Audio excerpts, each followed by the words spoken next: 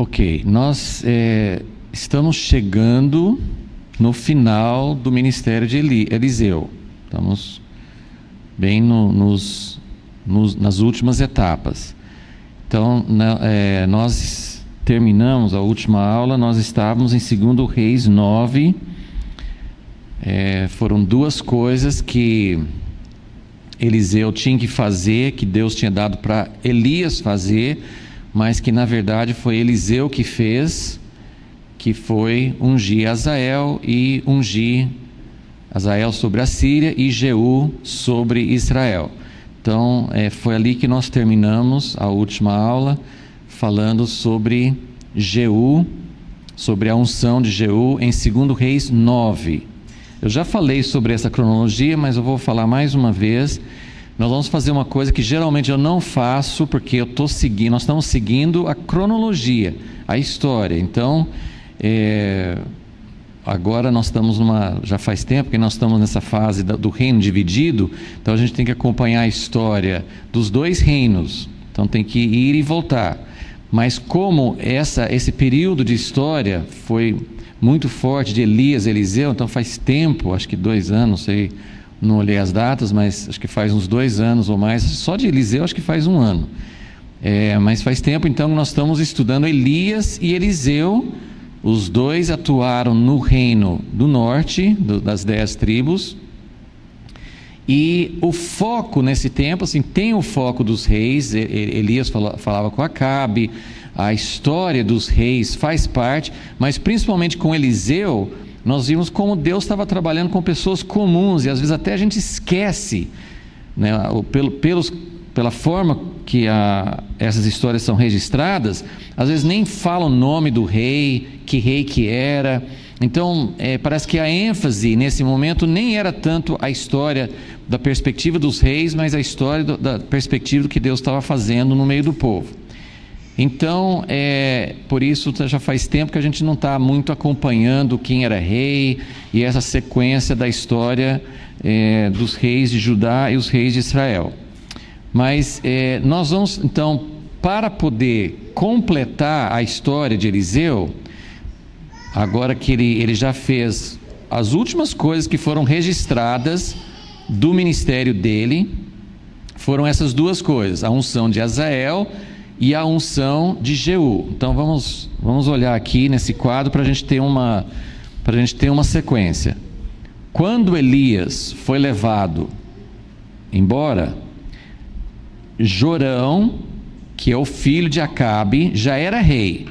Não sabemos há quanto tempo, mas provavelmente muito pouco tempo, porque em 2 Reis fala do outro filho de Acabe, Acasias, que governou 2 anos só e morreu, e aí o irmão dele, Jorão, assumiu o trono. E é nesse momento, né, parece que logo depois que Jorão assume o trono, é que Elias é levado embora.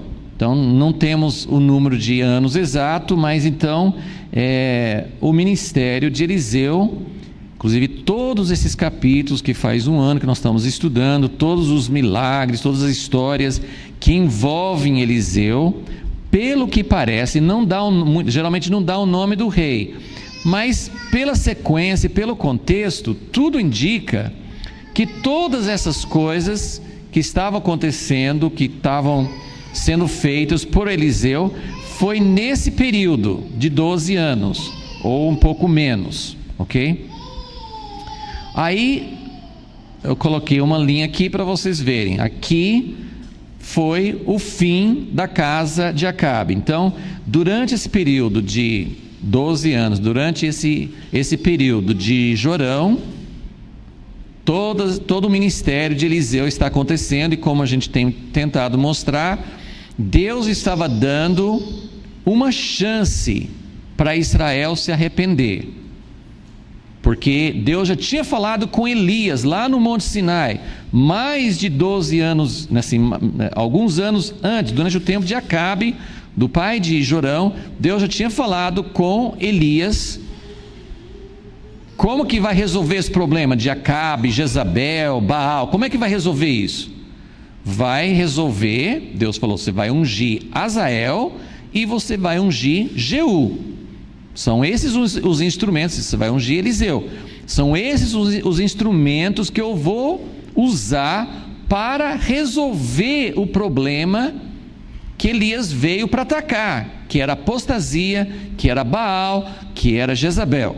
Então são esses os problemas que Elias veio para confrontar, mas não foram resolvidos no tempo de Elias.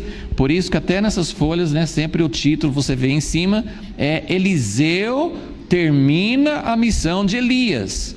Eliseu foi levantado não para ter um outro ministério. Ele teve um ministério independente, assim, dele, características dele, mas ele não foi levantado para começar algo diferente. Ele foi levantado para dar continuidade ao ministério de Elias. Então, embora com várias diferenças de maneira de fazer as coisas, tipo de milagres e tudo, ele veio para cumprir o que não tinha sido feito no tempo de Elias. E foi exatamente o que aconteceu aqui nesse ponto, no final do reinado de Jorão.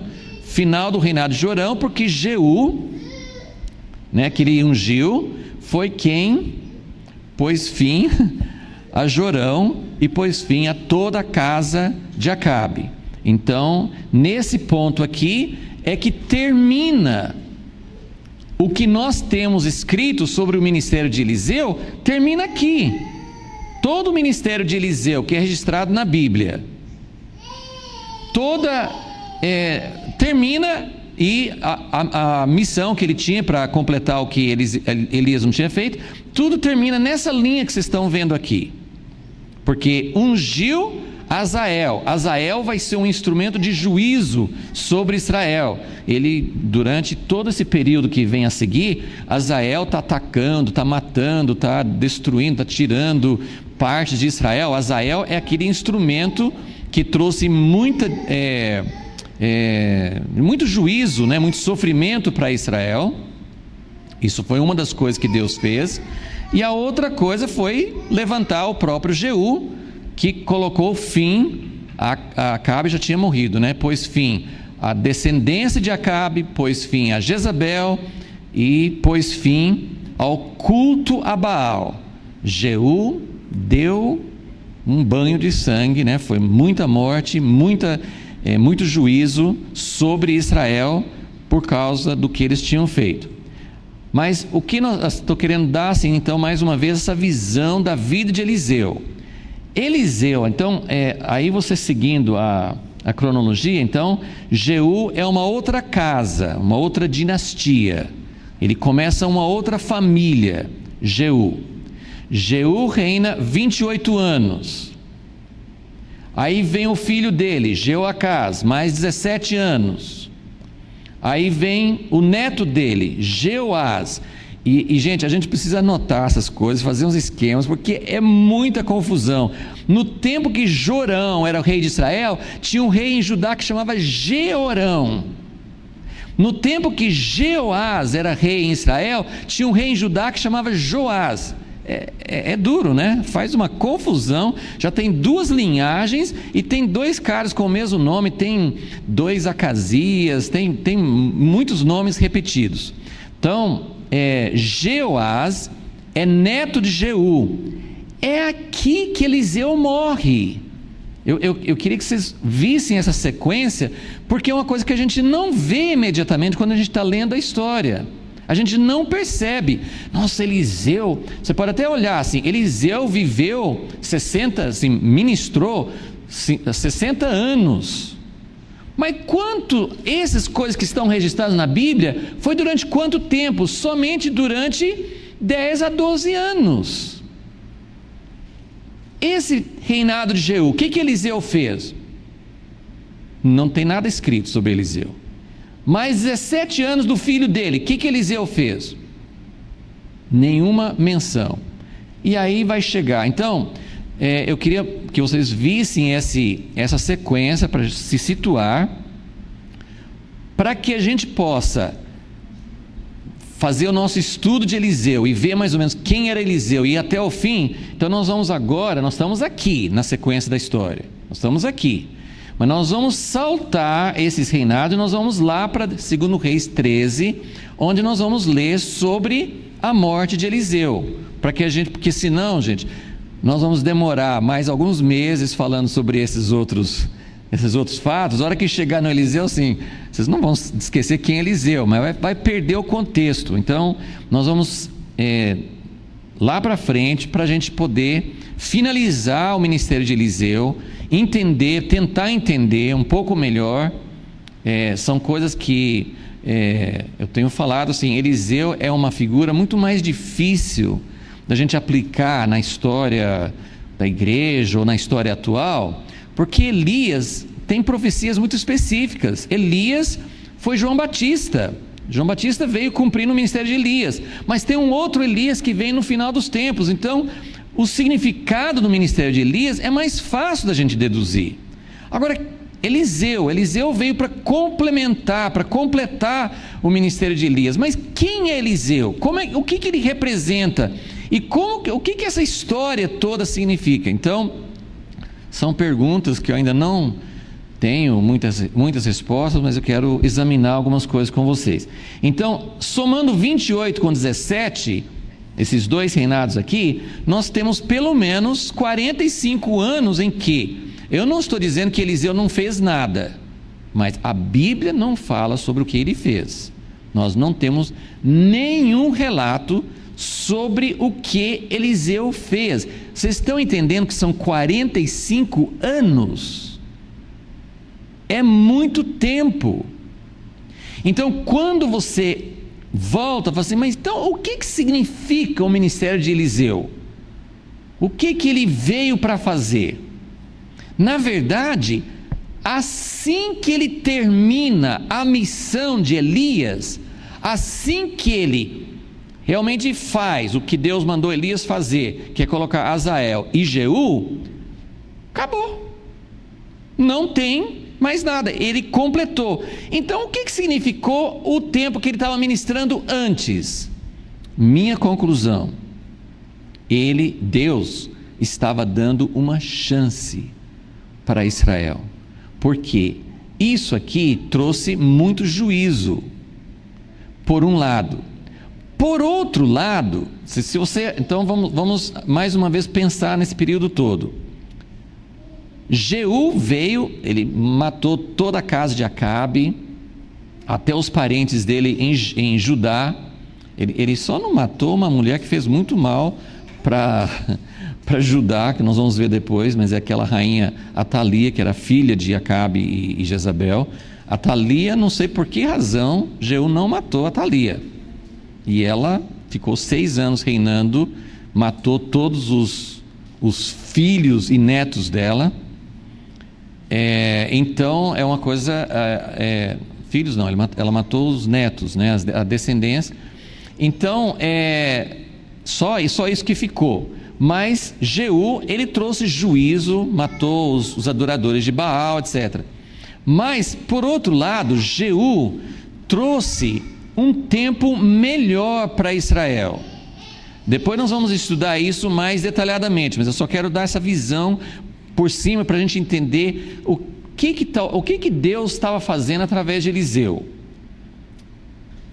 Essa casa, já mostrei isso num outro diagrama, essa descendência, esse reinado da casa de Jeú foi o mais longo de Israel. Foram, aqui eu não pus, mas no outro diagrama eu tinha posto, são 102 anos, né? São 102 anos aqui, ó. Foi a dinastia, foi a família que reinou mais tempo, né? Porque a gente viu, a casa de Jeroboão reinou durante 24 anos, de Baasa 26 anos, de Onri e Acabe 48 anos. Então, a casa de Jeú governou mais tempo. Então, foi um tempo, não só esse tempo aqui, foi um tempo de chance para Israel se arrepender, mas Deus abriu uma outra situação, um outro momento. Não foi um avivamento completo, Não houve um retorno total para o Senhor. Lá no reino de Judá, às vezes eles iam para a idolatria, faziam coisas terríveis, tinham reis terríveis como Manassés, como Acás, tinha reis que se afastavam terrivelmente de Deus. Mas alguns reis, quando voltavam completamente. Josafá, Ezequias, Josias, lá em Judá, quando havia uma ação de Deus, o povo voltava, tinha o templo, tinha Jerusalém, eles guardavam a lei do Senhor, faziam o que Deus queria, havia assim realmente uma restauração, um movimento completo. Aqui não, aqui Jeú foi o que chegou mais perto, e Deus até falou com ele, falou assim: olha, como você fez o que eu queria, eliminando a casa de Acabe e Jezabel, tirando esse mal do meio do meu povo, eu vou deixar seus filhos governar até a 4ª geração, né? 1, 2, 3, 4. Então, Deus deu isso para Jeú. Só que nem Jeú e nenhum dos filhos dele, nenhum deles deixou os pecados de Jeroboão. Tem até um dos descendentes que chamava Jeroboão também, né? Que alguns historiadores chamam de Jeroboão II, né? Que foi o segundo rei de Israel com esse nome. Então, mas nenhum desses reis voltou a Deus de forma completa. Porém, foi melhor, bem melhor do que no tempo de Acabe e Jezabel, ok? Então, e durante uma parte desse período, Azael, né, aquele rei que Eliseu chorou, né, ao prever o que ele ia fazer, Azael, durante esse período aqui, ele está atacando e dizimando. Só que depois, mesmo aqui na sequência, isso que nós vamos ver agora com a morte de Eliseu, até essa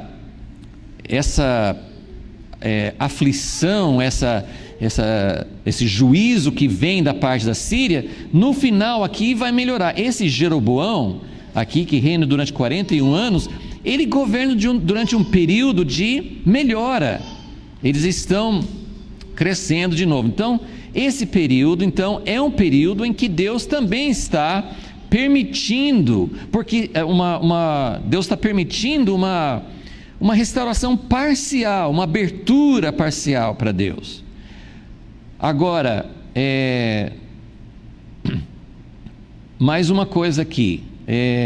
Então, foi o período mais longo, 102 anos. Outra coisa diferente que aconteceu com Jeú: esse Zacarias aqui, que é o último descendente de Jeú, ele só reinou 6 meses porque ele foi morto pelo outro que se tornou rei depois dele. Só que aconteceu uma coisa diferente em todas as casas que reinaram sobre Israel: Jeroboão, Baasa, 3, Jeroboão, Baasa e depois Acabe. Quando dá fim, não mata só aquele que está no trono, mata toda a descendência. Inclusive foi o que Deus prometeu: não vou deixar um descendente para vocês. Isso não acontece aqui. Só Zacarias morre. Não há um extermínio da casa de Jeú. Então são aspectos diferentes para a gente poder ver, ok? Então a gente precisa entender esses aspectos para poder dizer: Deus, o que significa Eliseu? Nós vamos continuar fazendo essa pergunta, mas agora vamos para 2 Reis 13 e vamos então ver, depois de 45 anos, que pelo menos a Bíblia não registra nada sobre o que Eliseu fez, o que ele falou. Ele fez mais milagres, ele profetizou alguma coisa, ele alertou, não sabemos.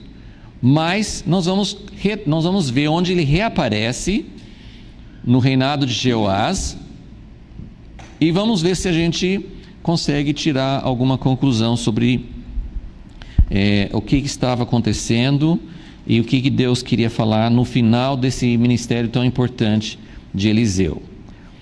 Então, agora nós estamos em 2 Reis 13, versículo 14. Ora, Eliseu estava sofrendo da doença de que morreu.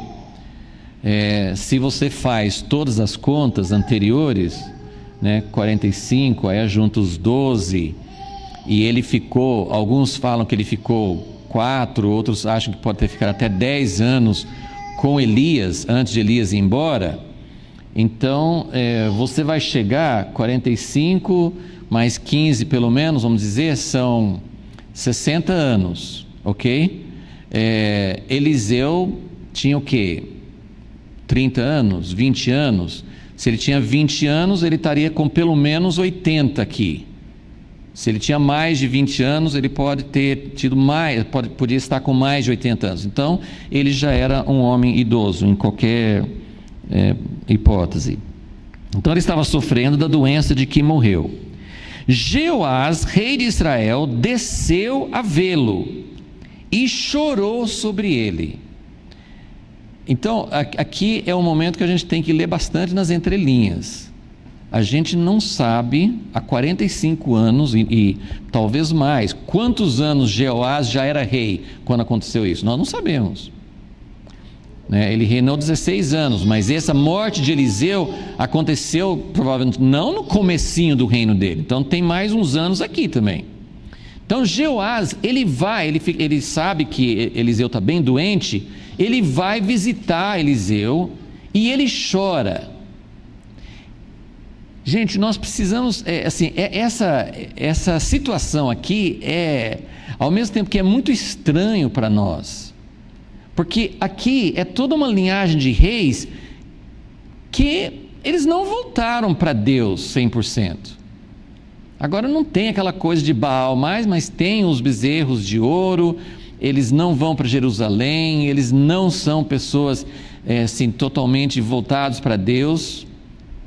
Esse Jorão, que apareceu muito nas outras histórias, o filho de Acabe, ele fala de Deus, ele vai buscar Eliseu, ele vai consultar, ele viu quantas coisas que Eliseu fez, eles falam de Deus, mas eles não são 100% de Deus. Então, essa história de Israel, essa história do povo de Deus nessa época, é uma história de mistura.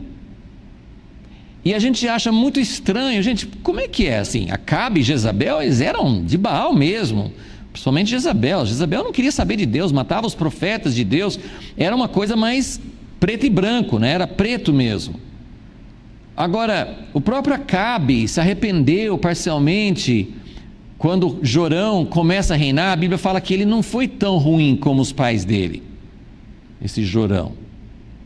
Então nós temos uma situação de muita mistura. Aqui tem o neto de Jeú, que com certeza sabe que ele está no trono, porque Eliseu ungiu o avô dele, Jeú. Ele sabe das histórias, ele sabe quem é Eliseu. Ele vai e chora porque Eliseu está partindo.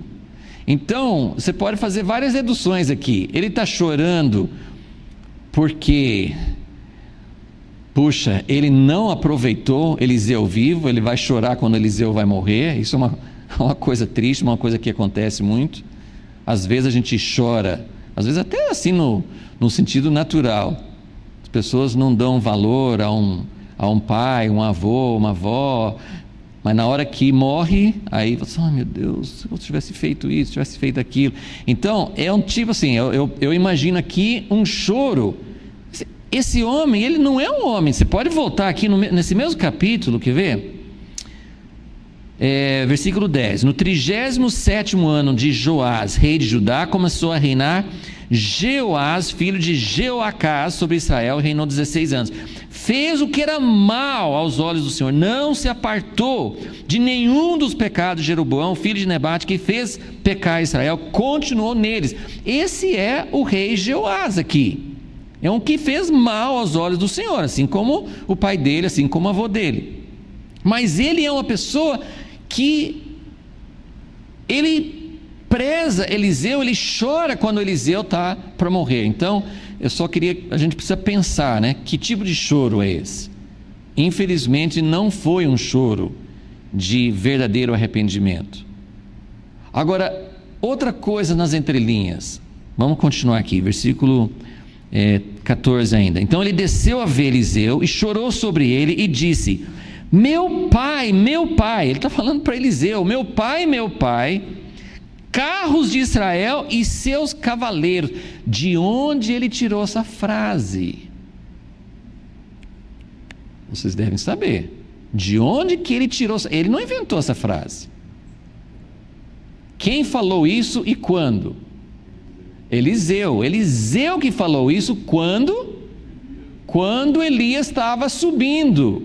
Porque Elias falou: você só vai receber uma porção dobrada se você me ver partindo. Quando Elias estava indo embora, Eliseu gritou: meu pai, ele tinha uma relação de discípulo. Elias era um pai espiritual para ele. E muita gente discute, por que ele falou os cavaleiros de Israel, os carros de Israel e seus cavaleiros? Por que Eliseu falou isso e por que Jeoás está falando isso? Bom, Jeoás está falando isso porque ele conhece a história. Não é muito difícil de deduzir. Jeoás, que é um homem que faz mal aos olhos do Senhor, não é um verdadeiro discípulo de Eliseu. Ele quer ser, não um sucessor profético, mas ele quer que Eliseu, na hora de partir, que ele não honrou, ele não fez o que Eliseu falou que era para fazer, com certeza, assim, de voltar para o Senhor. Ele não fez isso, mas ele quer a bênção. Na verdade, ele quer uma bênção. Ele quer uma bênção de partida. Isso era uma bênção que os pais faziam, lembra? Jacó fez isso, Moisés fez isso, Isaac. Eles abençoavam os filhos antes de partir, não foi isso? Então, ele está chamando, Eliseu fez isso com Elias. Elias não morreu, mas foi embora. E Eliseu pediu uma bênção que o próprio Elias, que é um homem de Deus, um homem que conhece o que Deus pode fazer, o próprio Elias falou com Eliseu: você está pedindo uma coisa difícil, hein, cara? Assim, você está pedindo muita coisa, você quer uma porção dobrada? Você está pedindo uma coisa difícil. Então, Eliseu estava pedindo uma bênção de Elias e ganhou a bênção. Jeoás, que não tem esse direito, porque ele não era um discípulo de Eliseu, ele não estava sendo fiel, mas ele está pedindo uma bênção. Então, ele está usando a mesma expressão. Eu penso que Eliseu falou carros, porque ele viu os carros dos anjos, né, levando Elias embora. Mas Jeoás não está vendo nada, mas ele sabe que Eliseu está para partir. Então, ele usa essa expressão para dizer: eu quero uma bênção. E Eliseu vai dar uma bênção. Eliseu é esse homem, né? Eu fico pensando, Elias com Eliseu, parece que, sabe, ele fez tudo ficar difícil para Eliseu, não foi? Não, fica aqui, eu vou adiante, não vá comigo não. Falou 3 vezes. Aí depois Elias até fala assim: tá bom, então você me acompanhou até aqui, o que você quer? Sabe assim, você tem parece que nas entrelinhas Elias assim, é um homem duro. Aí Eliseu fala assim: eu quero uma porção dobrada. Elias ficou surpreso. Tá bom, mas você vai ter que me ver quando eu estou partindo. Então Elias, ele não estava facilitando as coisas. Eu fico pensando, se isso que tivesse acontecido com Elias, eu acho que o Elias não teria dado muita abertura. Mas Eliseu é esse homem, durante toda a vida dele, ele estava durante o reinado de homens que receberam influência de Deus, mas não se voltaram totalmente para Deus. Então nós temos uma situação que a gente acha estranho olhando para a Bíblia, como que era assim, mas se você começar a comparar a situação da igreja hoje, você já vai ver que não é tão estranho, quer dizer, é muito estranho, mas é o que está acontecendo. É muito estranho o que está acontecendo na igreja hoje. Eu não estou falando de igreja A ou igreja B, eu estou pensando na igreja como um todo.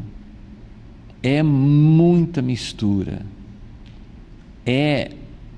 são coisas acontecendo.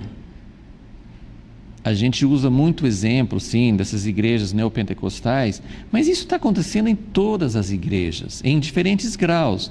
Tem pessoas que estão servindo a Deus com mais fidelidade, outras pessoas com menos, Mas tem muitas coisas acontecendo que você fala assim, não, eu não acredito que Deus possa estar agindo numa situação de tanta mistura, numa igreja onde fala tantas coisas erradas. Você acha que Deus está curando?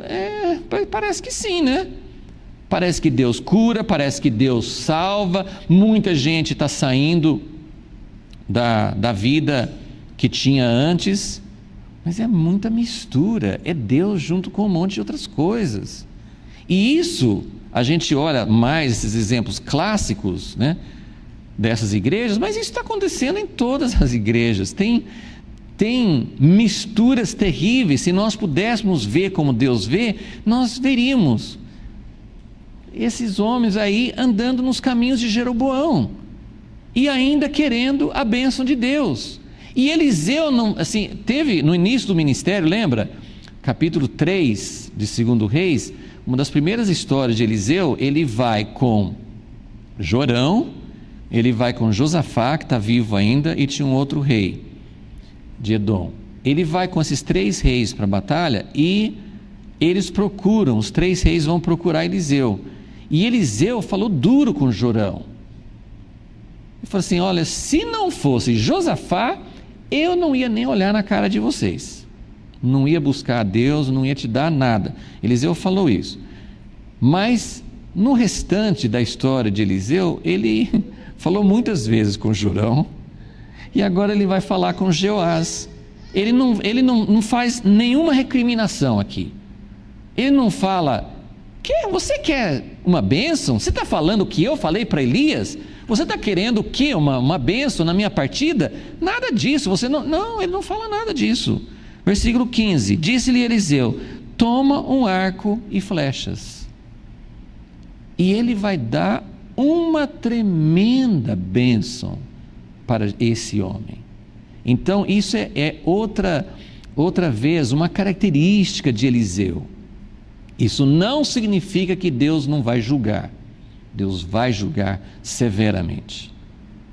Mas no tempo de Eliseu é um tempo de oportunidade, um tempo em que Deus está dando chances, chance após chance. E aqui tem uma coisa, vamos ler o que ele fez com Jeoás, depois eu vou fazer essa aplicação. Então, ele fala, toma um arco e flechas. Ele tomou um arco e flechas. Versículo 16. Então disse Eliseu ao rei de Israel, põe a mão sobre o arco. Pegando ele o arco, Eliseu pôs as suas mãos sobre as mãos do rei. Gente, eu acho essa cena tremendamente comovente, porque Eliseu está partindo, está super debilitado, está de cama, e o rei vem para ele pedindo essa bênção, e ele fala assim, tá bom, eu vou te dar uma bênção. Pega um arco.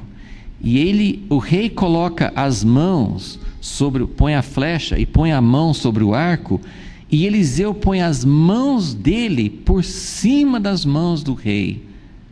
Ele está se unindo com esse rei, ele está passando como imposição de mãos. Ele está passando, assim, o que Eliseu está dizendo com esse gesto, depois ele vai dar a palavra profética, porque eles vão fazer um ato simbólico, né? Muitas vezes os profetas faziam isso. Ele vai fazer um ato, fala assim, ó, atire uma flecha. Para quê? Essa flecha é só um ato simbólico, mais nada.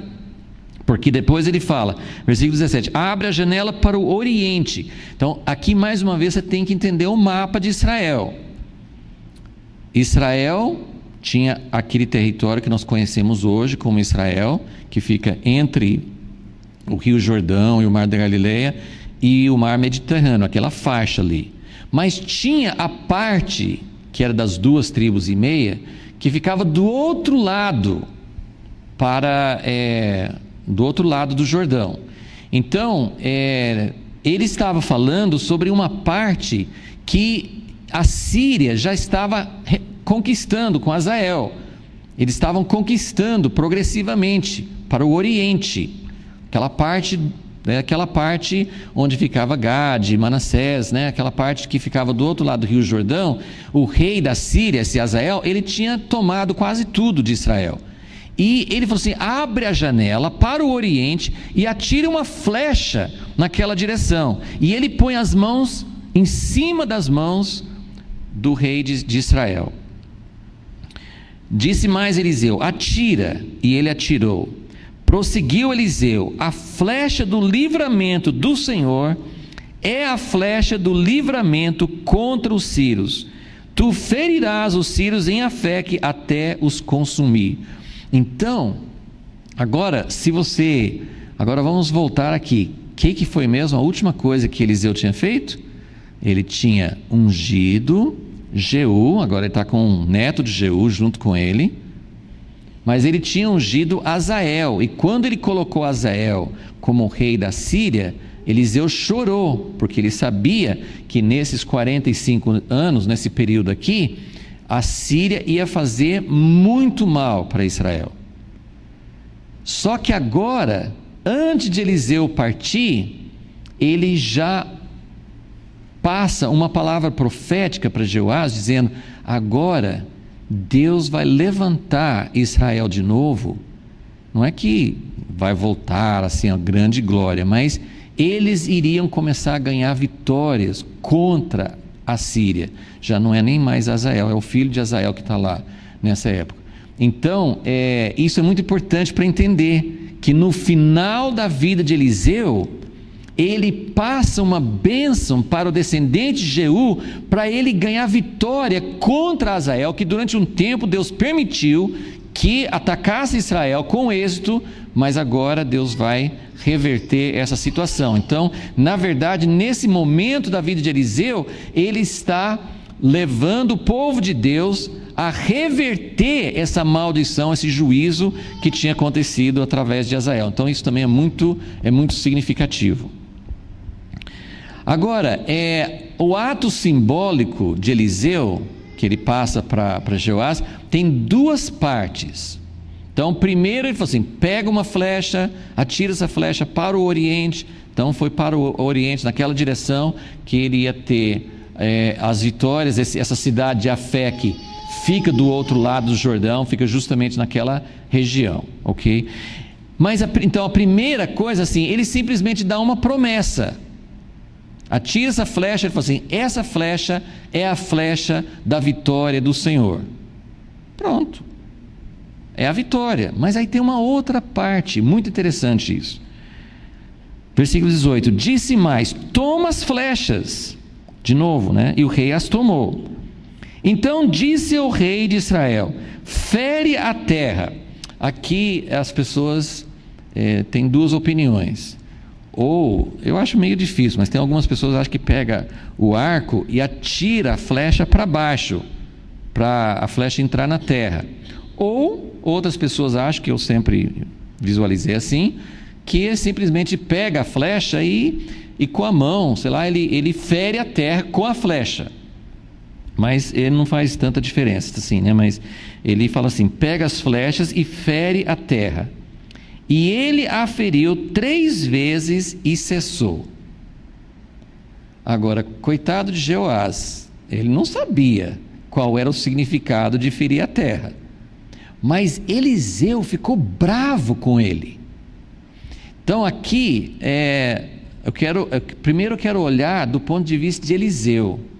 Eliseu, nós não temos nada durante esses 45 anos, nós não sabemos o que ele estava fazendo. Mas Eliseu não é um homem que perdeu a paixão por Deus, da causa de Deus. Esse homem no leito de morte, como nós já vimos, ele está pronto para abençoar esse rei que não é um rei fiel a Deus, mas ele está pronto para abençoar porque ele quer, como Deus quer, a restauração do povo de Deus. Isso não é por causa de Jeoás, isso não é por mérito dele. Isso é porque Deus ama o seu povo e Deus quer restaurar seu povo, e Deus está lutando durante todo esse período. E uma coisa importante para saber na linha histórica, que é mais ou menos agora, depois de Depois de Eliseu, um dos profetas que nós temos um livro na Bíblia, que é o profeta Jonas, ele era contemporâneo de Eliseu. Até cito o nome dele no capítulo 14 de 2 Reis. Então Jonas é um contemporâneo de Eliseu. Mas a maioria, assim, quase todos os profetas, o profeta Joel, não sabemos muito, assim, é meio duvidoso, tem várias opiniões, mas talvez Joel já tinha profetizado ou foi nessa época, é um pouco difícil da gente situar Joel, mas a maioria dos profetas, tanto profetas como Isaías, como Oséias, como Amós, como Miqueias, vários profetas, eles profetizaram. Essa linha de profetas que a gente tem os livros na Bíblia, eles começam algum tempo depois de Eliseu.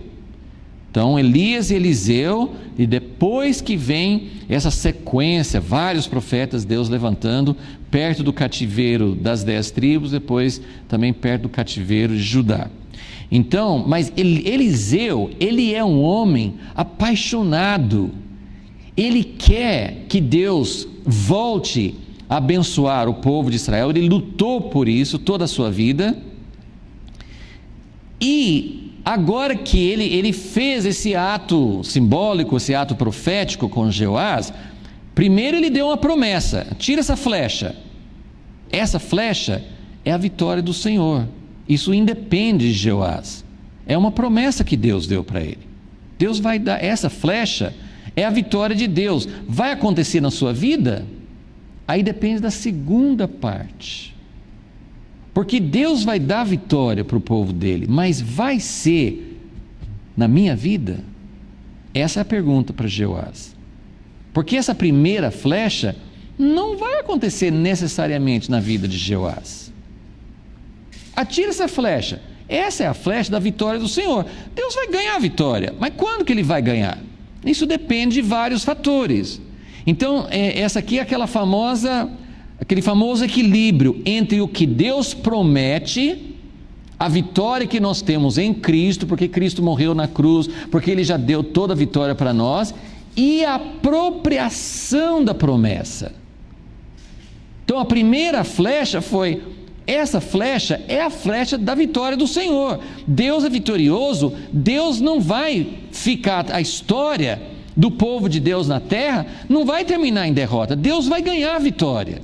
Mas aí ele fala, depois dessa promessa, que a gente pode dizer que é uma promessa mais genérica, mas não foi uma coisa muito específica ainda, apesar que ele falou, você vai ganhar a vitória em fé e tal, mas a apropriação dessa vitória de uma maneira mais completa vai depender da segunda parte, que ele fala assim: agora pega as flechas, essas flechas que representam a vitória do Senhor, e use essas flechas para ferir a terra.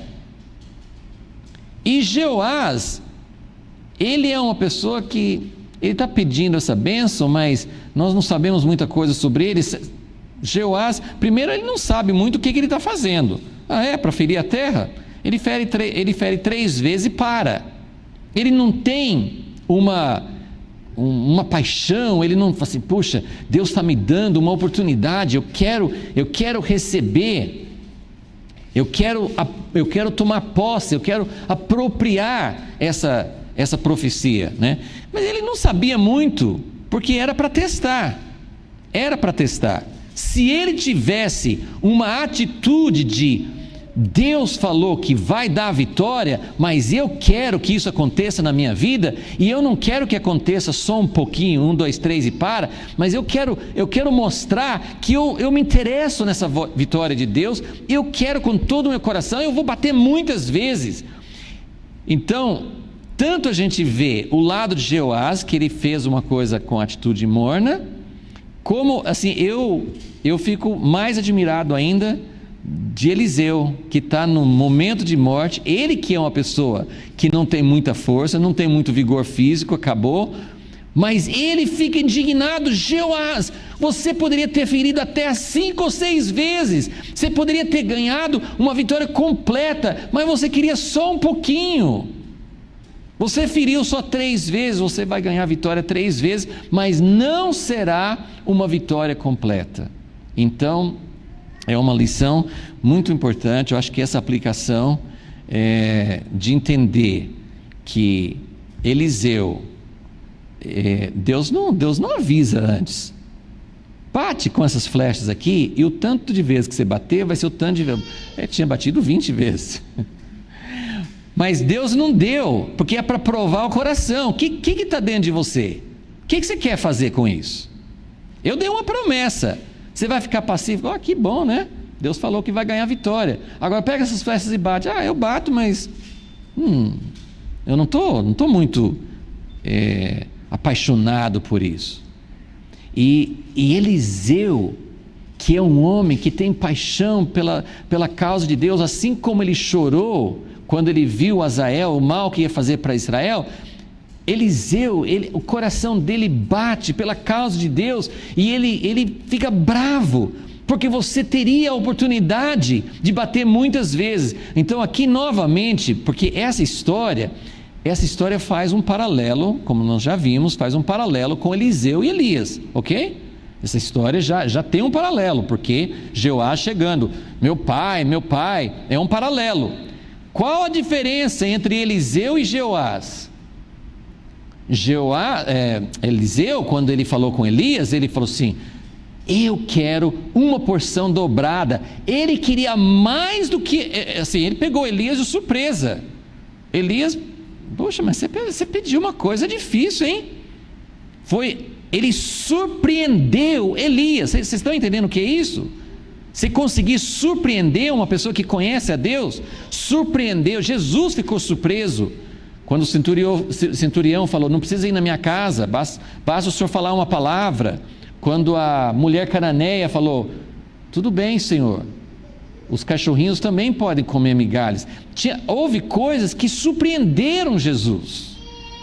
Deus pode ser surpreendido. É uma coisa que vai contra toda a lógica da soberania, da presciência de Deus, vai tudo contra o que a gente imagina de Deus, mas Deus pode ser surpreendido. E aqui está dizendo que Eliseu, ele surpreendeu Elias, mas Jeoás surpreendeu Eliseu do outro jeito, porque ele pediu uma bênção, Eliseu está dando a bênção, mas Jeoás pegou pouca bênção. Ele tinha pouca paixão, pouco interesse, pouca iniciativa. Ele não estava tão interessado. Ele foi lá para receber a bênção, mas ele não tinha isso que ia levá-lo a ferir muitas vezes, que eu quero a vitória do Senhor. Então, Jeoás, então esse paralelo fica muito, muito marcante nessa história, porque Eliseu foi dar a bênção, mas Jeoás não apropriou grande parte da bênção, ok? Então, o versículo 19: o homem de Deus se indignou muito contra ele e disse 5 ou 6 vezes: deverias tê-la ferido, então terias derrotado os sírios até os consumir, mas agora só 3 vezes ferirás os sírios. Isso aqui, gente, tem uma aplicação muito ampla, que quando nós buscamos a Deus, geralmente nós nem buscamos a Deus com muito interesse. Por isso que a gente não, como o Tiago fala, a gente não tem porque a gente não pede, e quando a gente pede, muitas vezes nós pedimos mal. Então, a maioria das vezes nós nem buscamos a Deus, não temos essa sede natural, isso não vem natural para nós, tem que ser algo inspirado. O Espírito Santo gera sede por Deus, então nós precisamos de Deus para querer Deus, ok? Mas isso pelo menos deve abrir o nosso entendimento, para que a gente entenda: Deus, a gente não vê mudanças maiores na nossa vida pessoal, na nossa família, na igreja, no mundo ao nosso redor, porque a gente não busca, a gente não está tão interessado. Você gasta seu tempo, eu gasto o meu tempo fazendo o que nos interessa. O que nos interessa mais na vida? Você quer saber o que interessa a você mais na vida? É o que você gasta mais tempo fazendo. Agora, se a gente interessa mesmo, então isso aí não é uma coisa para colocar ninguém debaixo de uma de um senso de culpa, isso é condição normal nossa. Nós não temos muito interesse, nós não temos muito propósito. A nossa vida não é focada. A gente não quer isso acima de tudo. Agora, quando vem um aperto, a gente busca, não é verdade? Quando vem um aperto, a gente busca, mas a gente busca pouco. Jeoás, por algum motivo, ele ficou com medo. Eliseu está partindo. Eliseu, pelo menos nas histórias aqui, nesse tempo que a gente tem registrado, ele livrou Israel várias vezes dos exércitos. Então Jeoás vê que Eliseu está indo embora, ele está se sentindo, poxa, o homem que nos protegia, mas não é Eliseu que protege, ele tinha que buscar Deus. Então ele foi buscar com Eliseu, mas ele não tinha um coração intenso por Deus, então por isso que ele bateu pouco. Isso é uma lição muito boa para nós precisamos ouvir isso muitas e muitas vezes, porque a gente, acho que nem 3 vezes a gente bate, né? Jesus falou assim, pode bater a porta, se você bater, vai abrir, a porta não abre porque você não está batendo, se está batendo com o que não quer nada. Oh Deus, se for da tua vontade, me abençoa. Assim, a gente não tem uma intensidade para buscar de Deus, ok? Então, eu vou só finalizar essa história. Na semana que vem nós ainda vamos fazendo algumas aplicações e conclusões sobre a vida de Eliseu, mas eu quero só chegar ao final aqui. Então, versículo 20... morreu Eliseu e o sepultaram. Não fala de uma cerimônia, Eliseu morreu e sepultaram. Acabou? Não acabou, tem mais uma coisa. Isso aqui é impressionante, porque Elias não morreu. Elias foi embora e deixou o manto e continuou. Eliseu viveu uma vida muito mais longa do que Elias. Agiu, tem mais milagres,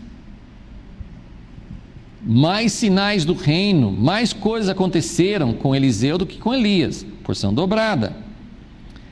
Mas Eliseu não foi embora num carro de fogo, ele não foi trasladado, ele morreu. Mas Deus queria mostrar que mesmo ele tendo morrido, a vida do reino, claro que foi só um sinal, uma coisa simbólica, mas é para mostrar, assim como Elias mostrou de uma forma, que a morte não venceu Elias, ele foi embora. Jezabel queria matar Elias tinha medo de morrer, mas Deus levou Elias embora, ele não passou pela morte. Eliseu passou pela morte, mas Deus queria mostrar que a morte não é o fim da história, o reino continua, a vida continua. Então nós temos uma história que é maravilhosa e é muito engraçada. Eu considero essa uma das histórias mais engraçadas da Bíblia, né?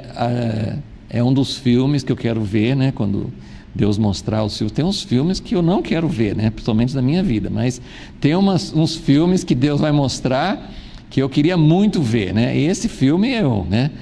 Que ele está lá sepultado, provavelmente não numa cova, né? Deve ser essas sepulturas assim numa pedra, sei lá, né? Tipo de uma caverna, ou uma sepultura que tinha uma tampa e não era uma coisa difícil, porque tinham sujeitos fazendo um enterro. E quando eles iam sepultar o indivíduo, nós não sabemos quem é esse indivíduo, de onde que ele veio, quem que ele é, o que aconteceu depois na vida dele, a gente não sabe nada, mas eles iam sepultar o companheiro. E quando eles vão sepultar, aparecem uns invasores moabitas, que de vez em quando acontecia, né? Isso é por causa da situação frágil de Israel. Então vinha moabitas lá da outra terra e invadiam e pegavam o que eles queriam. Então acabou com o cortejo, acabou com a cerimônia, gente, o que nós vamos fazer? Eles viram a distância, estão chegando, nós temos que fazer uma coisa rápida. Ali tem uma sepultura, acho que eles nem sabiam que era de Eliseu. Ali tem uma sepultura, tem uma pedra, vamos jogar esse cara lá dentro e vamos correr. Então abriram, talvez assim, lateral, eu imagino assim, mais uma coisa lateral, não era uma cova. Abriram, aqui fala assim,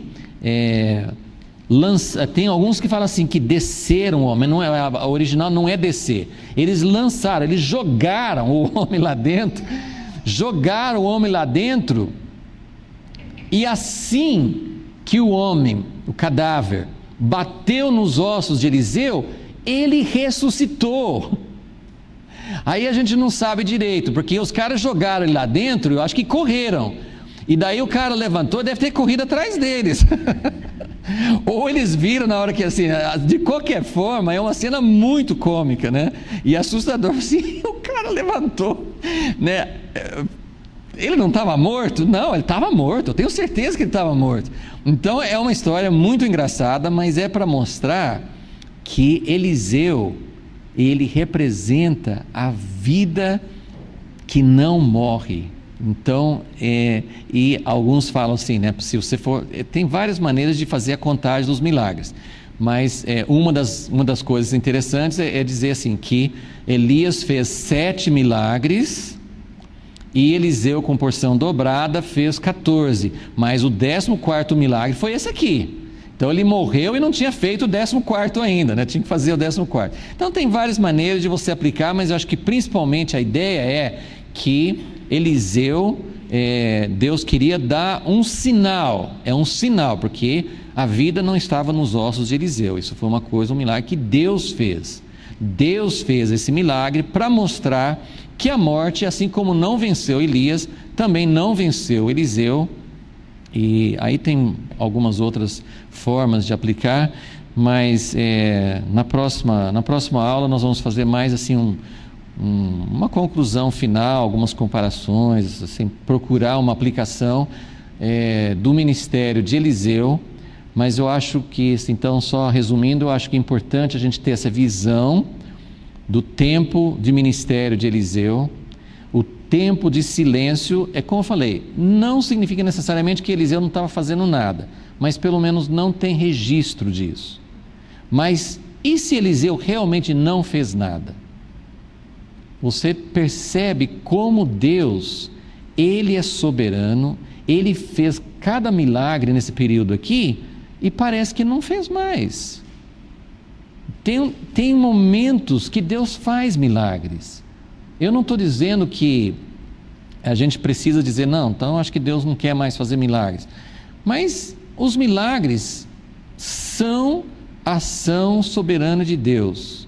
Não é todo momento que Deus faz, não é em todas as épocas. Deus tem algo que Ele quer fazer. Há momentos em que a pessoa tem que ficar em fidelidade, mesmo que não tenha uma coisa aparente. Então tem anos da vida de Eliseu que ele está sendo fiel, e chega um momento em que ele tem algo mais para fazer. Deus não levou, são conclusões que a gente tem, que a gente não pode afirmar, mas pelo registro histórico a gente podia falar assim, se Eliseu não ia fazer nada nesses anos, por que ele não morreu antes? Mas ele tinha algo para fazer ainda, só que ele precisou esperar mais de 45 anos para fazer essa última coisa. Então Deus tem maneiras muito diferentes, Deus nos usa, Deus usa servos dele, Deus usa situações como Ele quer, não é como a gente quer.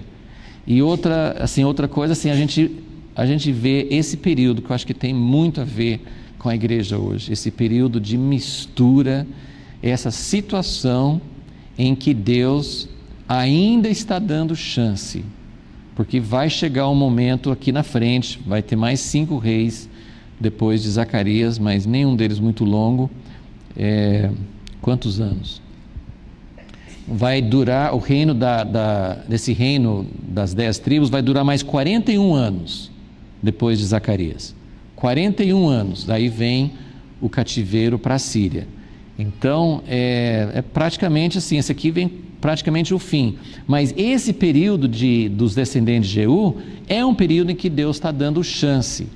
Não houve um retorno total, mas Deus está dando chance, e a vida de Eliseu representa muito isso. É um ministério de Deus, evidências do reino de Deus, numa época misturada, numa época de apostasia, numa época em que não tem, nessa parte, né, das 10 tribos, não tem o culto verdadeiro a Deus, é tudo misturado, tudo errado. Tem pessoas fiéis ali, mas assim, está tudo fora do padrão certo.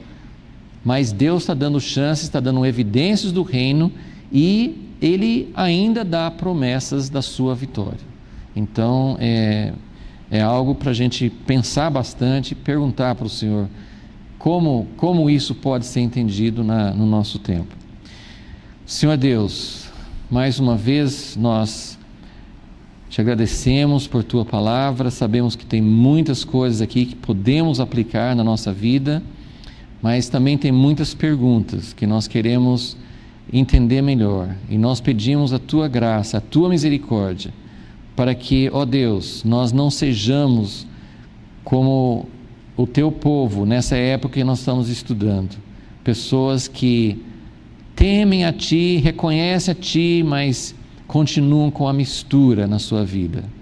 Senhor, tira essa mistura, ajuda-nos, Senhor, a realmente ver a igreja e nós mesmos, e nossos familiares, as pessoas que estão próximas a nós. Queremos ver um retorno verdadeiro, queremos ver uma restauração total, queremos ver o Senhor agindo no meio do Teu povo de uma maneira muito mais real. E, ó Deus, para isso nós precisamos ter muito mais intensidade, muito mais desejo, muito mais paixão, Senhor. E só o Senhor pode plantar isso no nosso coração. Usa a Tua palavra e age em nós pelo Teu Espírito Santo para gerar isso em nós. Te pedimos, em nome de Jesus. Amém.